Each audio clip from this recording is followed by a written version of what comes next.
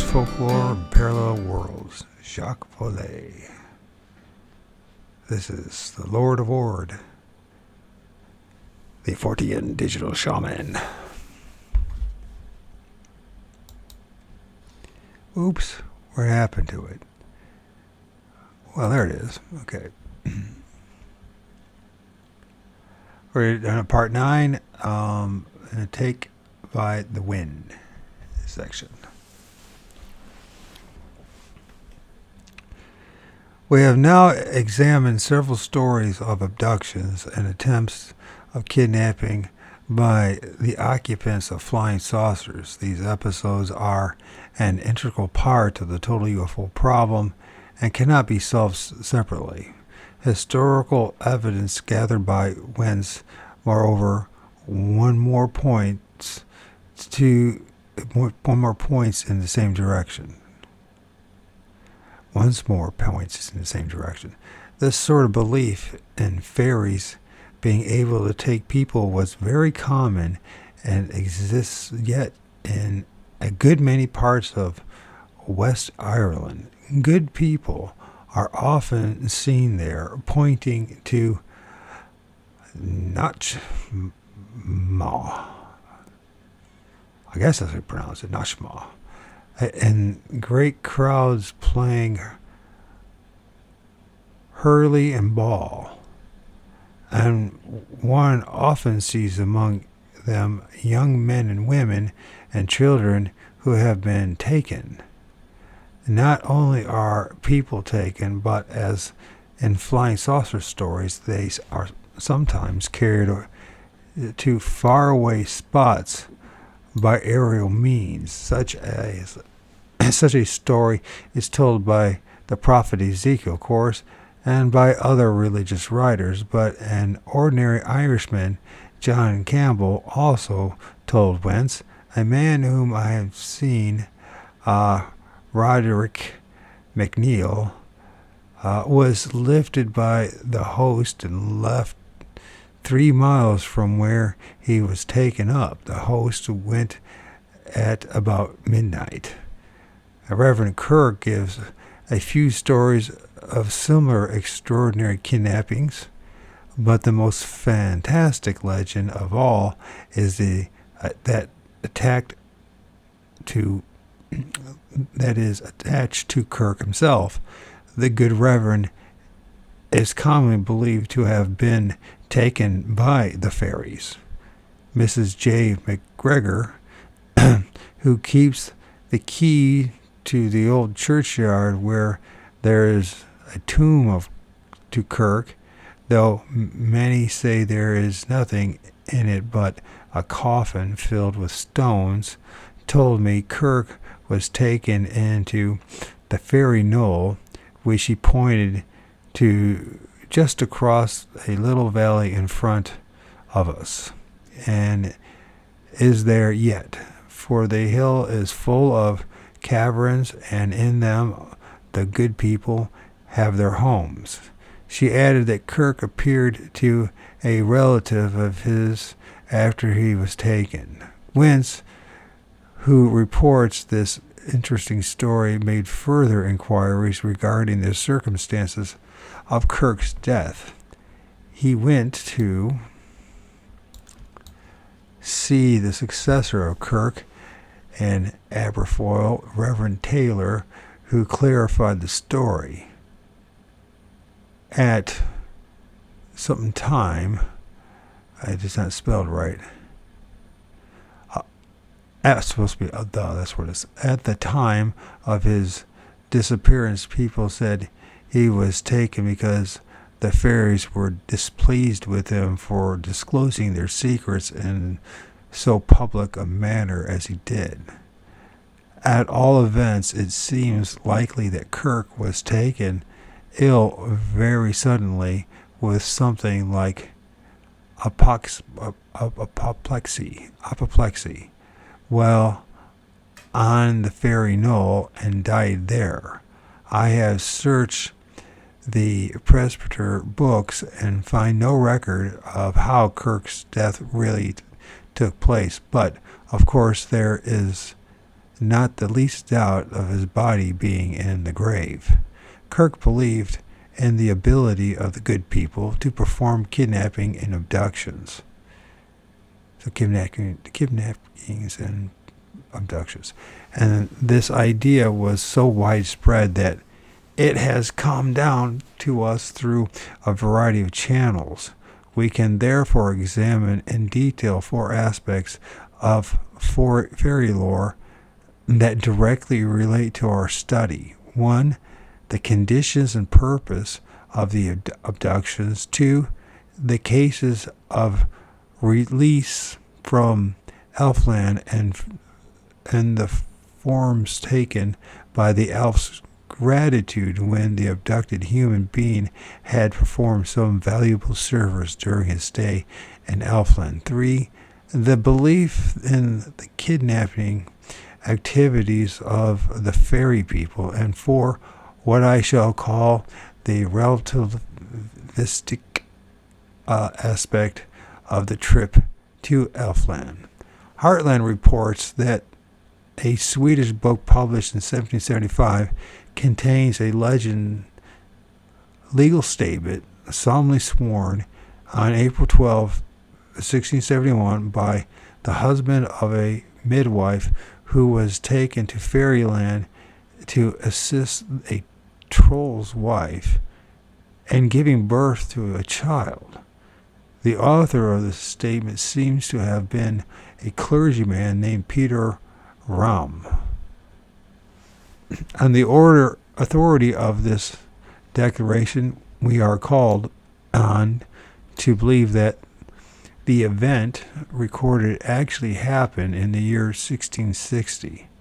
Peter Ram alleges that he and his wife were at their farm one evening late when there came a little man, swart of face and clad in gray, who begged the declarant's wife to come and help his wife then in labor. The declarant, seeing that they had to do what they had to do with a troll, prayed over his wife, blessed her, and bade her in God's name go with the stranger. She seemed to be borne along by the wind. It is reported that she came home in the same manner, having refused any food offered to her while in the troll's company. In another tale, the midwife's husband accompanies her through the forest. They are guided by the Earthman, the gnome, who has requested their help. They go through a moss door, and then a wooden door, and later through a door of shiny metal. The stairway leads them inside the earth and to a magnificent chamber where the elf wife is resting. Kirk reports that in a case whose principles he personally knew, the abducted woman found the home of the little people filled with light, although she couldn't see any lamp or fire. Reverend Kirk also says that later, in the company of another clergyman, he visited a woman, then 40 years old, asked her questions concerning her knowledge of the fairies. It was rumored that for a number of years she had taken almost no nourishment, and that she often stayed very late in the fields looking after her sheep, that she met there and talked with people she did not know, and that one night she had fallen asleep on a hill and had been carried away into another place before sunrise. This woman, says Kirk, was always melancholy and silent. The physical nature of Mogonia, as it appears in such tales, is quite noteworthy. Sometimes it is a remote country, an invisible island, some faraway place one can reach only by a long journey. Indeed, in some tales, it is a celestial country, as in the Indian story quoted earlier. This parallels the belief in the extraterrestrial origin of UFOs so popular today. A second and equally widespread theory is that Elfland constitutes a sort of parallel universe which coexists with our own. It is made visible and tangible only to selected people. And the doors that lead through it are tangential points, known only to the elves. This is somewhat analogous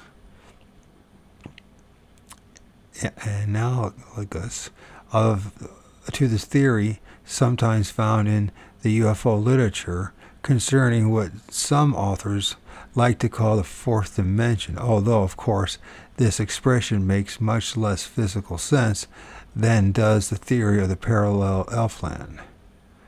It does sound more scientific, however. Heartland gives tales that illustrate the theory of tangential universes, such as the following. In Nithsdale, a fairy rewards the kindness of a young mother to whom she had committed her babe to suckle by raking her on a visit in fairyland. The door opened in a green hillside, disclosing a porch, which the nurse and her conductor entered. There the lady dropped 3 drops of a precious dew on the nurse's left eyes, and they were admitted to a beautiful land watered with meandering rivulets and yellow with corn. And there, where the trees were laden with fruits which dropped honey. The nurse was here presented with magical gifts, and when the green dew had baptized her right eye, she was enabled to behold further wonders. On returning, the fairy passed her hand over the woman's eye and restored its natural powers. This tale brings us to our second point, that of gratitude shown by the elves in return for services performed by humans, and from such gratitude takes, and the form of such gratitude takes. The gratitude itself is evidenced by many stories of elfish gifts in Scandinavian and North European tales, such as this one. A German midwife who was summoned by a waterman or Nick, maybe this would have been Nick, to aid a woman in labor, was told by the latter, "I am a Christian woman as well as you. I was carried off by a waterman who changed me. When my husband comes in now and offers you money, take no more from him than you usually get, or else he will twist your neck. Take good care." What the heck? Another story, the midwife is asked how much she wants. She answers she will not take more from them than from other people. And the elf replies, "That's lucky for thee.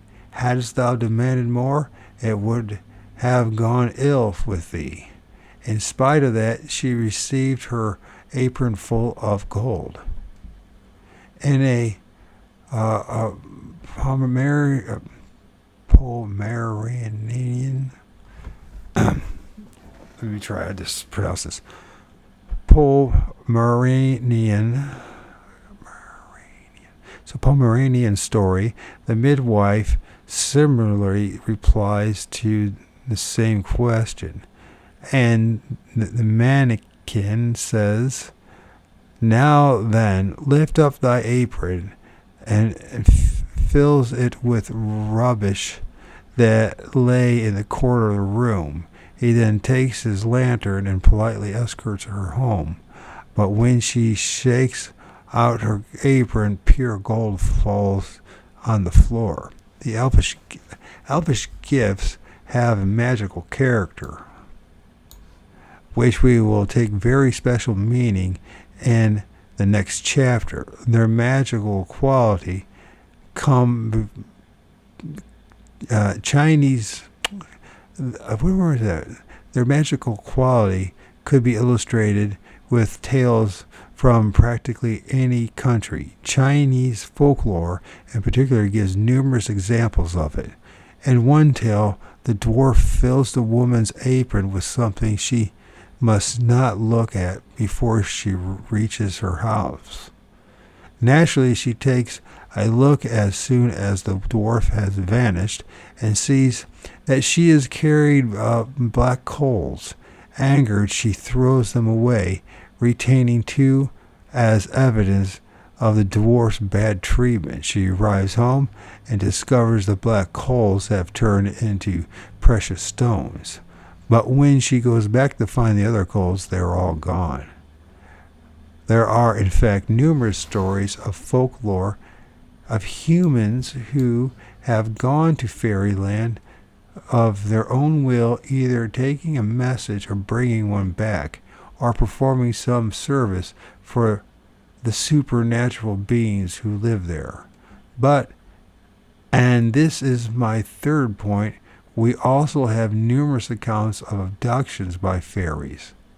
They take men and women, especially pregnant women and young mothers, and they also are very active in stealing young children. Sometimes they substitute a false child for the real one, leaving in place of the real child a broom with rugs wrapped around it, or one of their children a changeling.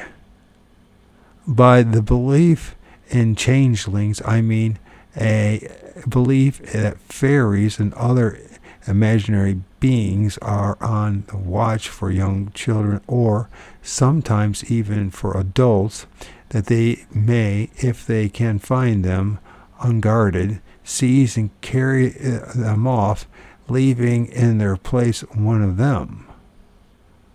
This belief is not confined to Europe. It is found in regions as remote from Europe as China and America's Pacific coast.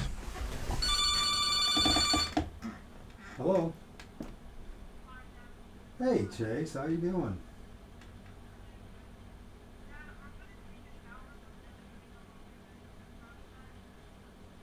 It's fine. I mean, do you want to come over here today?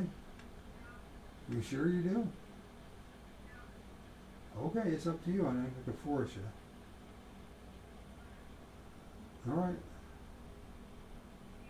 Hey, by the way, Chase, we have like no candy here, so if you're hoping to have candy or something sweet, we have none here. And so I do have hamburgers. I can make you a hamburger and French fries tonight. It's broccoli, but that's about all we got.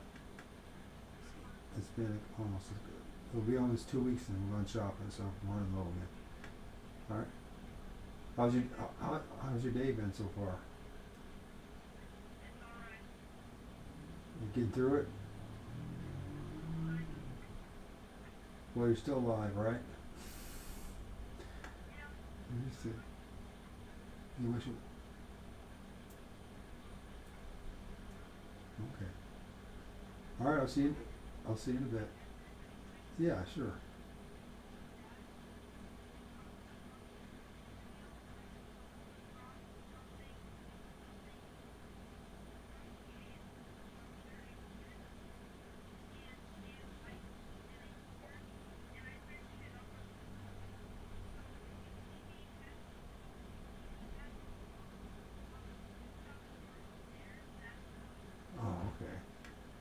game did to you. The game did to you, huh?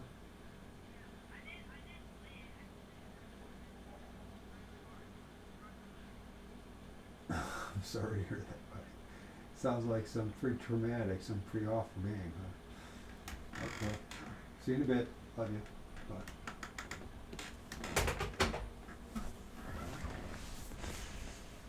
Supposed to have my son today. It's Wednesday, but I'm just like at this point. He's like 12. He started in middle school, and I don't. I just live down a couple blocks away. If he wants to come, he can. If he doesn't, he can just stay at his mom's. So that's all I care. I love being my son, but I'm broken, and sick, and he might have more fun just being by himself in that house. They live in the house. I live in a long, small, narrow apartment. Imagine he's getting old coming here. It's getting old for me living here. It would be nice if I found a way to make some income. But I don't know. I'm working on a book, but I don't even know if it... I mean, this stuff, unless you tell these tales like this, no one's going to read it. Even though if you tell your own tales, I don't know. I mean, some people read it, but most people in the Bigfoot community and the paranormal community are not going to be too happy with my message. Not that I'm trying to cause problems or anything. It just is what it is. Where was so we talk about the water, man. We talk full of gold, and we talk about the elfish gifts. I think that's most of where we at. Sorry about the pause there. That's my son. I haven't talked to him in a week. I've been calling him, but it's just like, you know what? My son never calls me. He's just like my dad. I'm just like, I'm not going to try to force people at all who don't want to be with me to be with me. Any more than I'm going to try to force my YouTube channel on people. I'm not going to do that. I know people want their dopamine fix, but that's not what it's about for me. I'm just sharing my journey with you. And part of my journey is reading books, is interviewing people, is going out in the field as best I can at this point. It's just part of my journey, and I can't give you any more than that, in all honesty. Try to be as honest as I can. Anyways, elfish gifts have a magical character which will take very special meaning in the next chapter. Their magical quality could be illustrated with tales from practically any country. Chinese folklore in particular gives numerous examples of it. And we read all that, didn't we? Yes, we did. Naturally, Chinese folklore in particular gives numerous examples of it. In one tale, the dwarf fills the woman's apron with something she's not...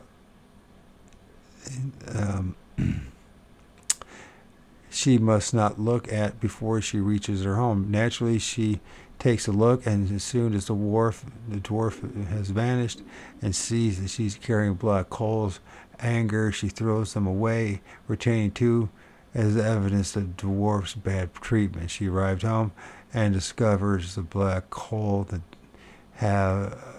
have been turned into precious stones, but when she goes back to find the others, they're no longer there. There are, in fact, numerous stories of folklore of humans who have gone to fairyland on their own will. We read all this, didn't we? We talked about the changelings.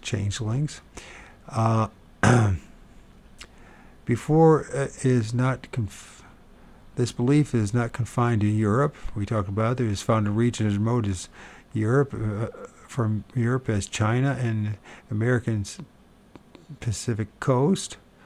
But in any case, once the parents have recognized their child has been taken, what should they do?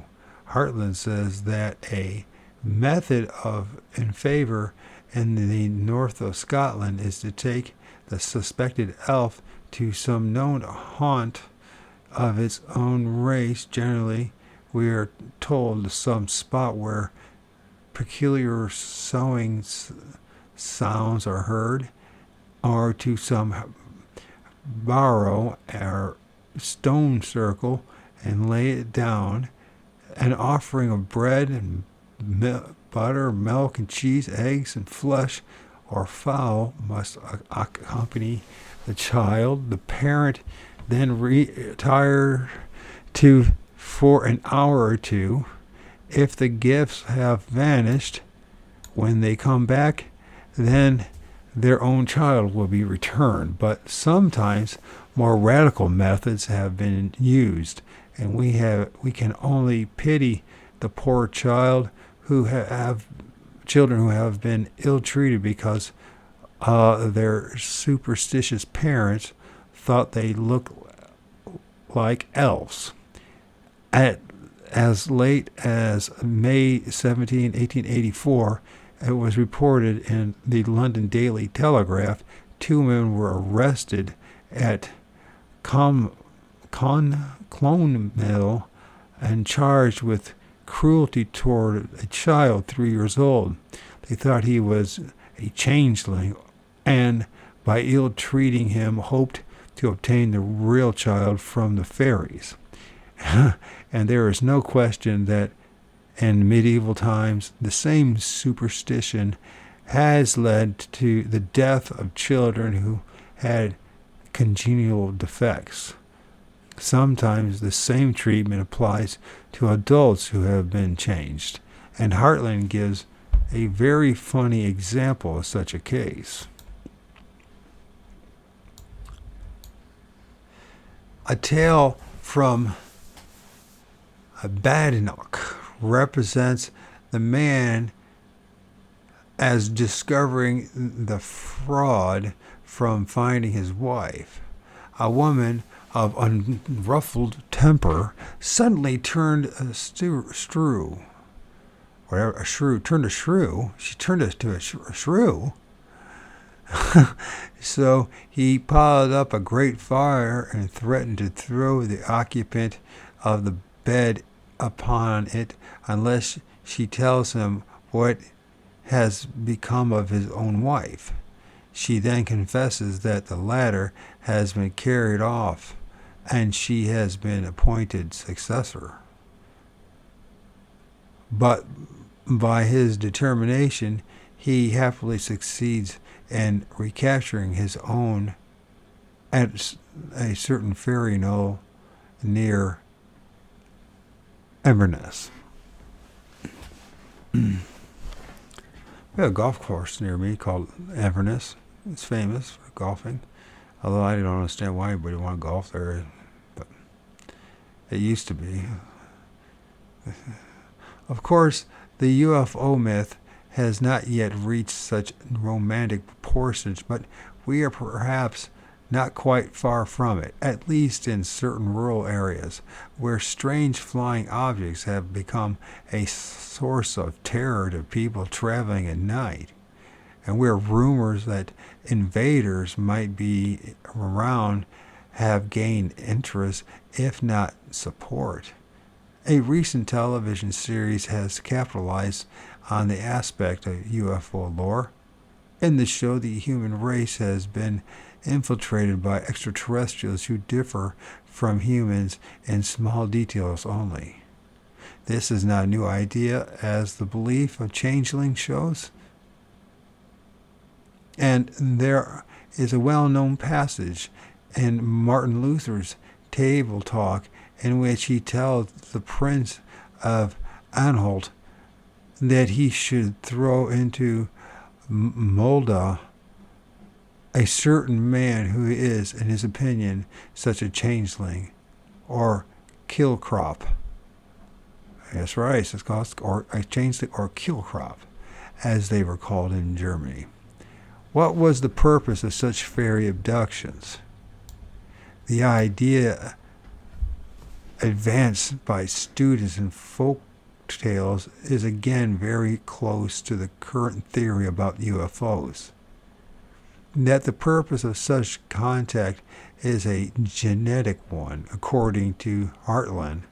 The motive assigned to fairies in northern stories is that of preserving and improving their race.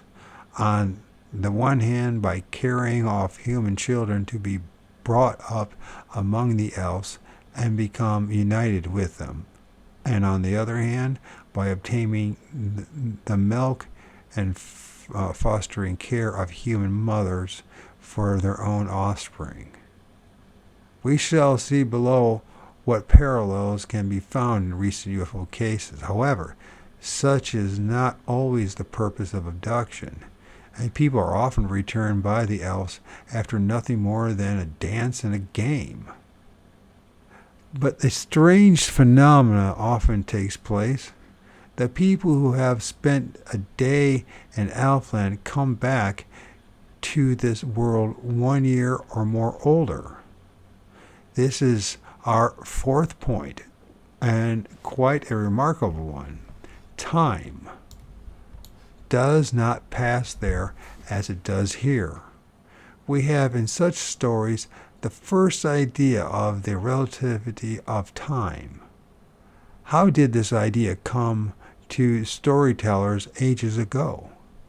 What inspired them? No one can answer such questions, but it is a fact that the symmetry of the time element between Elfland and our world is present in the tales from all countries. Discussing this supernatural lapse in time in Fairyland, Heartland relates to the true story of Rise, I guess it is, and Llewellyn, recorded about 1825 in the Vale of Neath Wells, or Neath Wells, Neath, maybe it's Neath Wells. Rise and Llewellyn were fellow servants to a farmer. As they went home one night, Rise told his friend to stop and listen to the music. Llewellyn heard no music, but Rise had to dance to the tune he had heard 100 times. He begged Llewellyn to go ahead with his horses and sang that he would soon overtake him. But Llewellyn arrived home alone. The next day he was suspected of murdering Rise and jailed. But a farmer who was skilled in fairy matters guessed the truth. Several men gathered, and among them the narrator of the story, and took Llewellyn to the spot where he had said his companion had vanished. Suddenly, "Hush," cried Llewellyn, "I hear music. I hear sweet harps."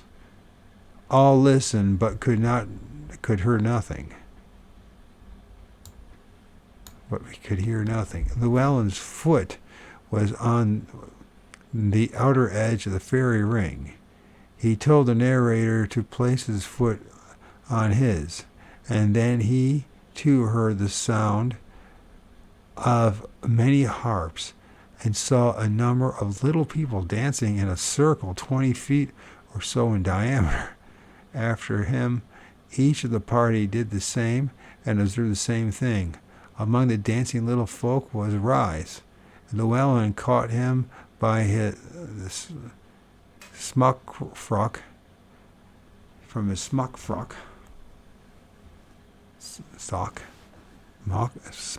frock, as he passed close to them and pulled him out of the circle. At once Rai asked, "Where are the horses?" and asked them to let him finish the dance, which had not lasted more than 5 minutes. He could never be persuaded of the time that had elapsed. He became melancholy, fell ill, and soon after died. Such stories can be found in Kitely's fairy mythology and other books, although the course story of Rise and Llewellyn's is remarkable because it dates from the 19th century, thus providing a measure of continuity between fairy and UFO lore.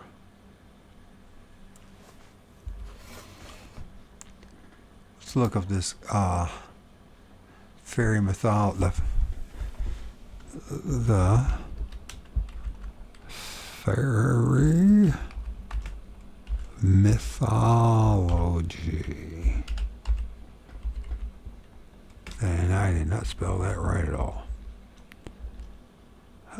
Son of a gun. I always hit the wrong damn key.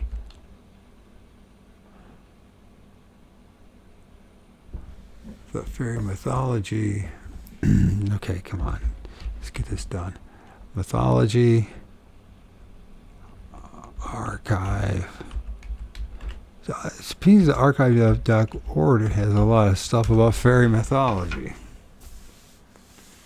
There it is. So I got that one too. Okay. All right. In the tales of this type, several modes of recovery of the person taken are offered. One of them consists of touching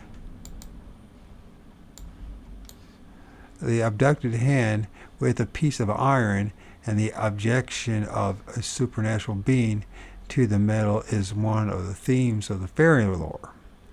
Near Bridgend, Wales,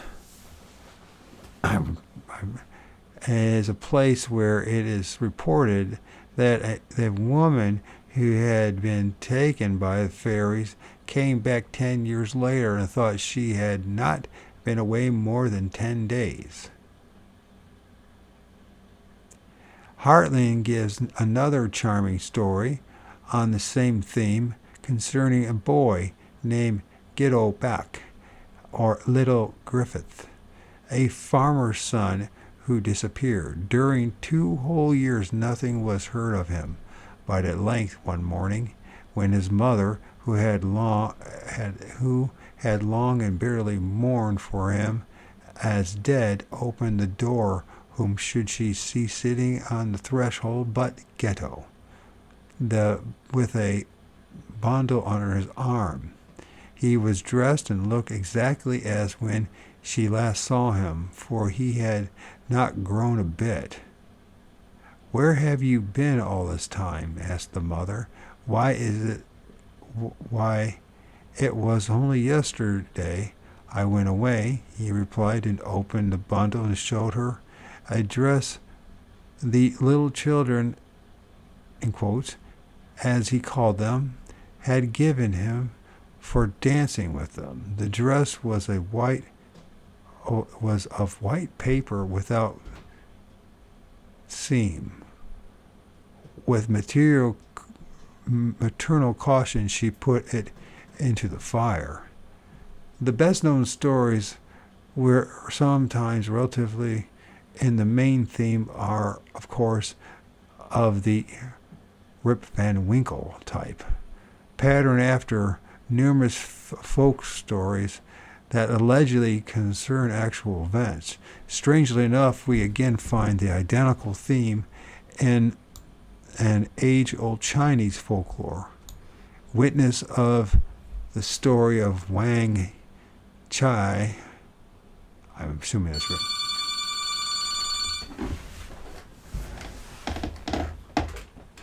Hello?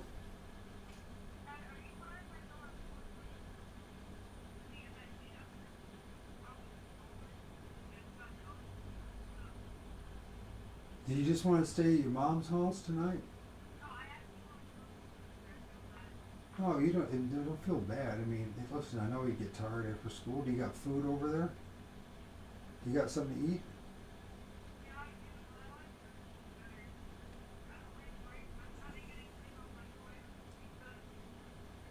Well, you might not really like my meal either, but I'll make you one anyways, because all I got is those French fries, hamburger, and some chicken. No, do you have any pop your mom's? Now, we have a little bit left of your the pop that you got, whatever that flavor is. You got maybe a glass full of it. That's about it. We do have water. So, all right. All right. We'll see you in a bit. Bye. My son is debating whether he wants to come. I've encouraged him not to come because I don't blame him. Actually, I don't think it's that bad of it to let him be. His mom's going to be back from her work around 7:30. Hell, that's only freaking 4 hours. He's 8. He should be able to be on his own for a while. That's how I feel. But I guess he wants to come and have me cook him something, which is shocking because I suck at cooking. But then again, when you don't have money, you don't have much choices. Fuck. Rip Van Winkle for sure. Fuck. Okay, the age-old Chinese folklore witness the story of Wang Qi, one of the holy men of the Taoists. One day, Wang Qi, I can take a break from this. Maybe a good place to stop. I'm enjoying this read. I like reading these types of things. I'm not any good at reading out loud, but I like reading this kind of stuff. So this one, Passport to Magonia, and then the other one from YFO is John Keel. I've really enjoyed that one. I struggled, but I did it anyways. The Bob Monroe one. I still would like to read some of his other books, and there's a couple other books since then I guess are better as far as out-of-body experience. And last night, when I interviewed James, he swore he's been having out-of-body experience for 20 years. I think I've had a couple of them as a child. I know I've had some pretty vivid dreams, but I don't know. I don't know much of anything, to be honest with you, except that I'm a caged rat with a damaged body that I'm in a life of isolation. That's one of the reasons why I record this stuff and put it on YouTube. It's not to gain a popularity of any sort. It's just it's you know what? It's like make-believe. Most of life is make-believe. So I'm make-believing that people are actually listening to what I'm doing. Some of you do. The 99.99% of the world is never gonna. And it's just something you have to live with. But this is a way for me to use my mouth, my tongue, my jaw, and just to keep talking so I don't... I spent like 3 months just playing the guitar this summer, waiting for enough money to show up to get the computer. And it affected me as far as, playing the guitar, it's more feeling and emotion for me, even though using chords and learning a few chords and all that but I'm not really good at it, and I'm not even good at using a pick. I was a bass player back in the day, but the reason I was a bass player because I wasn't, I was good enough to be part of the rhythm section, but I wasn't a great musician. And I wrote a lot of music of my own. Some of the songs were pretty good. I'd have put some up, but my voice sucked. Yes, it still does. I'm a total wreck. That's for sure. All right, let's finish this up. I'm going to read this paragraph again. The best known stories with time relativity is the main theme are, of course, of Rip Van Winkle type, patterned after numerous folk stories that allegedly concern actual events. Strangely enough, we again find this identical theme in age-old Chinese folklore. Witnesses the story of Wang Qi, or Chi or Chai, I guess. One of the holy men of the Taoists. One day, as Wang, I'm going to say, Chai, wandered through the mountains of Kai Chao. If that's how you pronounce Kai Chao. Gathering firewood. He saw a grotto where some old men were playing chess. He came in to watch their game and laid down his axe. One of the old men gave him something like a date stone and instructed him to place it on his mouth. No sooner had he done so than hunger and thirst passed away. Some time later, one of the aged players told him, "It is long since you came here. You should go home now."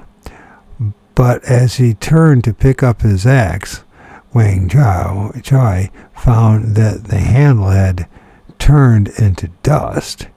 He reached the valley and found no hours or days, but centuries had passed, and nothing remained of the world as he had known it. A similar tradition exists in Denmark, for instance, in a tale in which is typical of the pattern. A bride thoughtlessly walked through a field during the festivities of her wedding day, and past a mound where the elves were making merry. Again, we have here a description of little people close to a magical object, sometimes described as a large, flat, round table, sometimes as a hillock. A disc or a large cone resting on the ground would fit the description. In describing the fairy knoll, Harlan writes, "The hillock was standard, as is usual on such occasions, on red pillars. The wee folk offered the bride to be a cup of wine, and she joined in a dance with them. Then she hastened back home, where she could not find her family. Everything had changed in the village. Finally, of hearing her cries, an old woman explained, 'Was it you, then, who disappeared at my grandfather's brother's wedding 100 years ago?' At these words, the poor girl fell down and expired. It is fascinating indeed to find such tales, which antedate Einstein's and Legevin's relativistic travel by centuries. The supernatural lapse of time in fairyland is often allied to the theme of love between the abducted human being and one of the fairies. Such is the pattern of the story of Oisin, or Oisin. Once, when he was a young man, Oisin fell asleep under a tree, of course. He woke up suddenly and found a richly dressed lady of more than mortal beauty looking at him. She was the queen of the legendary land of Tur Na Neog. So Tur Na Neog. She invited him to share her palace, and Oisin and the queen were in love and happy. But the hero was warned not to go into the palace gardens or to stand on a certain flat stone. Naturally, he transgressed the order, and when he stood upon the stone, he beheld his native land suffering from oppression and violence. Went, I guess it'd be he went. I don't know why it just turned out a lie and to be he went to the queen and told her he must return. "How long do you think you have been with me?" she asked. "Thrice 7 days," said he. "Thrice 7 days." "Thrice 7 years," she said, was the answer. But he still wanted to go back. She then gave him a black horse, from whose back he must not alight during his trip in the other world, for fear of seeing the power of time suddenly fall on him. But he forgot the warning when an incident induced him to dismount. At once he became a feeble, blind, and helpless old man. It is not necessary to spend time here to point out in detail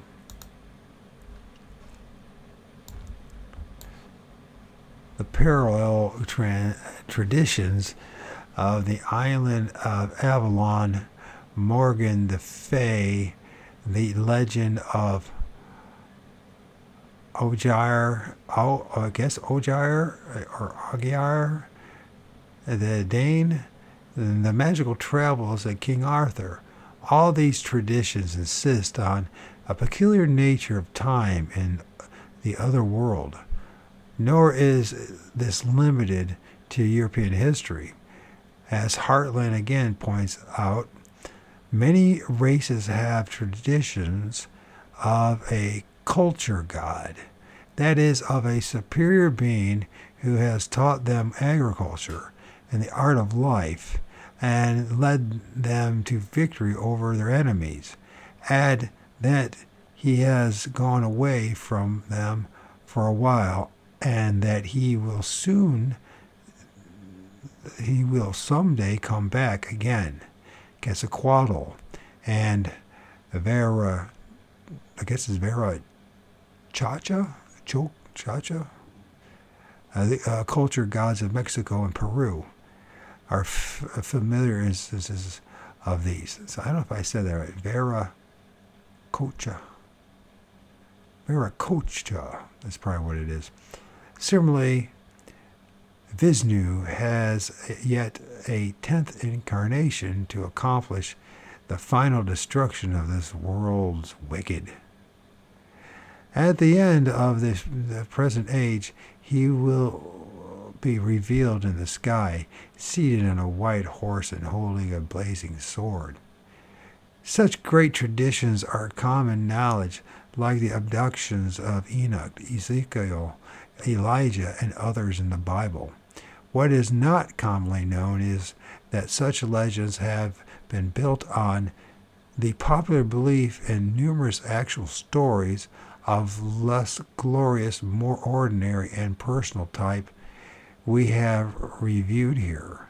For instance, while all the books about Mexico mention Quetzalcoatl, they usually ignore the local beliefs in little black beings, the Ikels, how do you spell it? Incals. I'm going to call them Incals, whose pranks we have already, I know I've read it numerous times, but I still haven't figured out how to say it, whose pranks we have already mentioned, and who, while their relationship with modern Latin American UFO lore is clear, also provide an obvious parallel to the fairy faith. In his study of the tales of Tinjapa, Brian Strauss reports they are believed to be beings from another world, and some have been seen flying with some kind of rocket-like thing attached to the back. With this rocket, they are said occasionally to have carried off people. Similarly, Gordon Krypton reports the Incals of the Tozatzils, I don't know how you pronounce it, flies around in the air. Sometimes he steals women, and women so taken are remarkably prolific, and many bear a child once a week, or once a month, or every day. offspring are black, and they learn the art of flying inside their father's cave. Brian Strauss's Indian informants reported that a flurry of Incals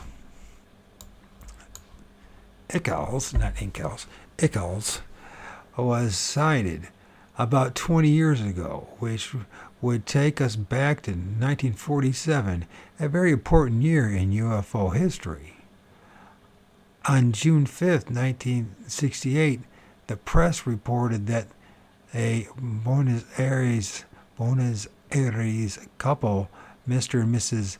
Vidal, had a very strange adventure while driving between Chescomas and Mayapu, if I've said those names right. I think we read this one in the other book by Keel. Why UFOs? Something about the Trojan horse. When they woke up, their car was on a dirt road they did not know. They found out, to their dismay, that they were in Mexico. The paint on their car, and a Pujan 403. Is that how you pronounce them? I remember in England they had lots of those Peugeots, right? Peugeot 403 had entirely vanished. The Vidals went to Argentina consulate in Mexico, and from there called some friends of theirs in Buenos Aires to make arrangements for their return. The consulate has refused to comment on the incident. The Vidal's car has been taken to the United States for investigation, and Mrs. Vidal has been hospitalized in an Argentina clinic in a state of nervous depression. 40 hours in the lives of Mr. and Mrs. Vidal cannot be accounted for. And with that, we'll end this reading, and we'll start a new one. I'm loving reading this book. I hope I can write a book that's almost half as good as this. Sincerely. You're going to try, go all the way. Otherwise, don't even start. If you're going to try, go all the way. This could mean losing girlfriends, wives, relatives, jobs, and maybe your mind.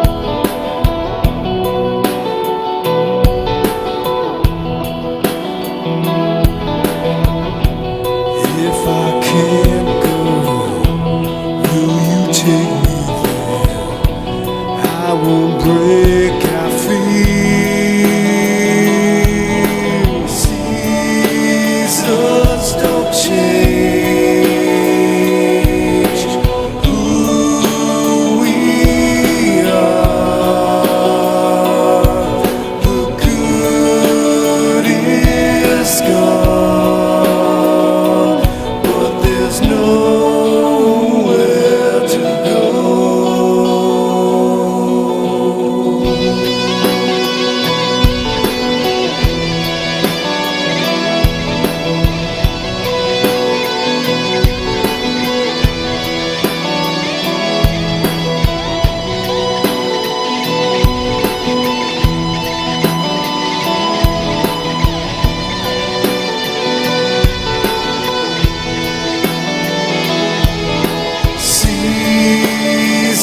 was no change.